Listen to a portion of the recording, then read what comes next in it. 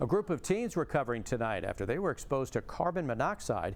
They were spending the night at a Great Neck camp when it happened. News 12's Krista McNally in Great Neck with that story and some scary moments, I imagine, Krista.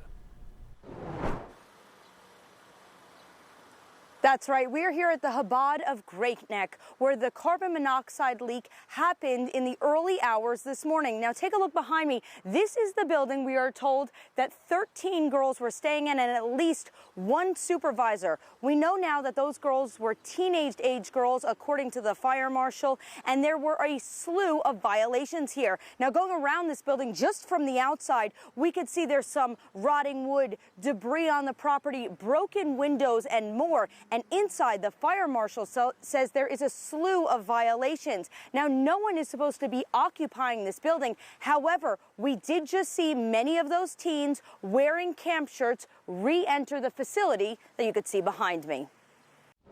Some minor things with extension cords, portable fire extinguishers, some exit violations that we see from time to time. Michael Utero, the chief fire marshal for Nassau County, says there were not enough carbon monoxide detectors, smoke detectors, and other problems in the building.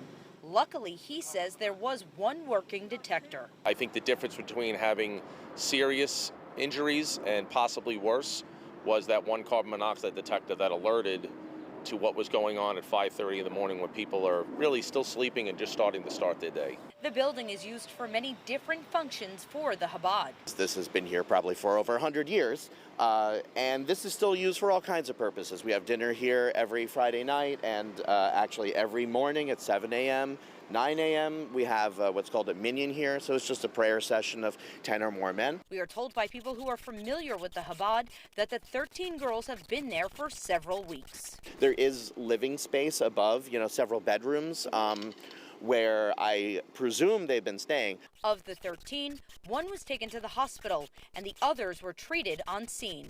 The supervising adults did not require medical attention, according to the fire marshal. So I believe there was one or two supervising counselors or people from the camp on site. The rabbi quickly got to the location. He, from time to time, told us that he stays in this house. Now, we have reached out to the Chabad for comment and have not yet heard back at this time. The follow-up inspection by the fire marshal's office is set to happen later this evening. For now, we're in Great Neck. Krista McNally, News 12, Long Island. Alrighty, thank you, Krista. And in light of today's scare, we want to know how often you check your CO detector. Do you check it at least once a year, as is recommended? Maybe only inspect it every couple of years, maybe not even at all. Some of you might admit that. Perhaps you don't even have a CO detector. There's still time for you to weigh in on that poll. It's live right now. Just go to the News 12 Long Island Twitter page.